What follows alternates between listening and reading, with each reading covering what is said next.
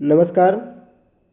आजच्या व्हिडिओमध्ये आपण सोलापूर विद्यापीठाच्या BCom third year semester 6 cooperative development सहकाराचा विकास या विषयाचं मागील वर्षाची प्रश्नपत्रिका त्याचं विश्लेषण आजच्या व्हिडिओमध्ये आपण बघणार आहे. विद्यार्थी मित्रांनो, अभ्यास करत असताना नेहमी लक्षात ठेवा, मागील वर्षाचं प्रश्नपत्रिकेचा अभ्यास करणं हे खूप महत्त्वाचं असतं. कारण का तर आपल्याला येणाऱ्या परीक्षेमध्ये प्रश्न कशा प्रकारचे असतील, काठिण्य पातळी काय असणार आहे, प्रश्नांचं स्वरूप कसं असणार आहे, कोणत्या टॉपिकवर आपण जास्त भर द्यावा हे आपल्याला समजतं. आणि त्याच उद्देशाने आजच्या व्हिडिओमध्ये आपण मागील वर्षाची जी प्रश्नपत्रिका आहे त्याचं अभ्यास या व्हिडिओच्या माध्यमातून करणार आहे. बघा, ही जी प्रश्नपत्रिका आहे मार्च-एप्रिल 2025 10/5/2025 रोजीची ही प्रश्नपत्रिका आहे आणि त्याचं विश्लेषण आजच्या व्हिडिओमध्ये आपण बघणार आहे. बघा मित्रांनो, प्रश्न क्रमांक 1, प्रश्न पहिला. या ठिकाणी खालील दिलेले योग्य पर्याय निवडून गाळलेल्या जागा भरा. एकूण 8 मार्क, 8 प्रश्न असणार आहेत आणि 8 मार्क असणार आहेत तुम्हाला या ठिकाणी, म्हणजे एका प्रश्नाला 1 मार्क. ठीक आहे. तर बघा, पहिला प्रश्न या ठिकाणी, टिंबटिंबच्या सहकारी कायद्यामुळे भारतात सहकारी चळवळ सुरू झाली. ऑप्शन बघा, 1904, 1908, 1910 आणि यापैकी नाही. तर विद्यार्थी मित्रांनो लक्षात घ्या, भारतामध्ये सहकारी चळवळ ही जी आहे ती 1904च्या सहकारी पतसंस्था कायद्यामुळे सुरुवात झाली आणि म्हणून या प्रश्नाचं जे योग्य उत्तर आहे ऑप्शन क्रमांक ए 1904. 1904 हे या प्रश्नाचं बरोबर उत्तर आहे. कारण 1904 मध्ये भारतात सुरुवातीला सहकारी पतसंस्थांचा कायदा लागू झाला होता. ठीक आहे. पुढे बघा, प्रश्न क्रमांक 2. या ठिकाणी टिंबटिंबमध्ये भारतात नवीन आर्थिक धोरणाचा स्वीकार करण्यात आला. 1980, 1991, 2000 आणि 2010. लक्षात घ्या, या प्रश्नाचं जे योग्य उत्तर आहे 21 जुलै 1991ला. लक्षात ठेवा, 21 जुलै 1991ला भारतामध्ये नवीन आर्थिक धोरणाचा स्वीकार करण्यात आला. त्यामध्ये LPG, उदारीकरण, खाजगीकरण आणि जागतिकीकरण ही 3 संकल्पना त्यावेळी स्वीकारण्यात आल्या. तेव्हाचे तत्कालीन अर्थमंत्री डॉक्टर मनमोहन सिंग यांच्या नेतृत्वाखाली LPG हे धोरण स्वीकारलं गेलं. म्हणून या प्रश्नाचं जे योग्य उत्तर आहे ऑप्शन क्रमांक बी 1991. 1991 मध्ये भारतात नवीन आर्थिक धोरणांचा स्वीकार करण्यात आला होता. ठीक आहे. पुढे बघा, प्रश्न क्रमांक 3. सरकारने टिंबटिंब निधीची स्थापना केली आहे. बघा, राष्ट्रीय कृषी पतपुरवठा स्थिरीकरण, राष्ट्रीय कृषी पतपुरवठा सहाय्य व हमी, राष्ट्रीय गुदाम विकास आणि वरील सर्व. तर विद्यार्थी मित्रांनो बघा, या प्रश्नाचं जे उत्तर आहे ते वरील सर्व, कारण सरकारने हे सर्वच स्थापना केले आहेत. ठीक आहे. पुढे बघा, प्रश्न क्रमांक 4. या ठिकाणी प्रश्न क्रमांक 4 बघा,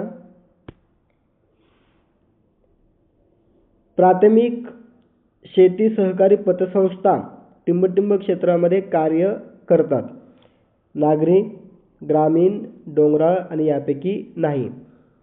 तर विद्यार्थी मित्रांनो बघा, प्राथमिक शेती सहकारी पतसंस्था जी आहे ते ग्रामीण पातळीवर काम करतं. म्हणून या प्रश्नाचं योग्य उत्तर आहे ऑप्शन क्रमांक बी ग्रामीण. ठीक आहे. पुढे बघा, प्रश्न क्रमांक 5. भारतातील सहकारी बँकेची रचना टिंबटिंब स्वरूपाची आहे. ऑप्शन बघा, प्राथमिक, द्वितीय, त्रिस्तरीय आणि 4 स्तरीय. तर विद्यार्थी मित्रांनो बघा, या ठिकाणी भारतामध्ये सहकारी बँकेची जी रचना आहे ती राज्य सहकारी बँक, जिल्हा मध्यवर्ती सहकारी बँक आणि प्राथमिक सहकारी पतसंस्था अशा 3 पद्धतीने काम करतं. म्हणून या प्रश्नाचं योग्य उत्तर आहे ऑप्शन क्रमांक सी, त्रिस्तरीय ही रचना आहे. ठीक आहे. पुढे बघा, 6वा प्रश्न. राष्ट्रीय सहकारी ग्राहक संघाची स्थापना टिंबटिंबमध्ये करण्यात आली. 1965, 1970, 1980 आणि 1990.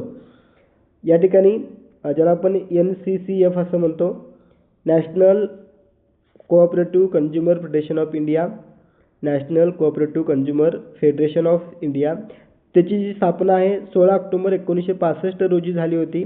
म्हणून या प्रश्नाचं उत्तर आहे ऑप्शन क्रमांक ए 1965. ठीक आहे. पुढे बघा प्रश्न क्रमांक 7. महाराष्ट्रात टिंबटिंब येथे सहकारी क्षेत्रातील पहिला सहकारी साखर कारखाना सुरू झाला. ऑप्शन बघा, सोलापूर, प्रवरानगर, नागपूर यापैकी नाही.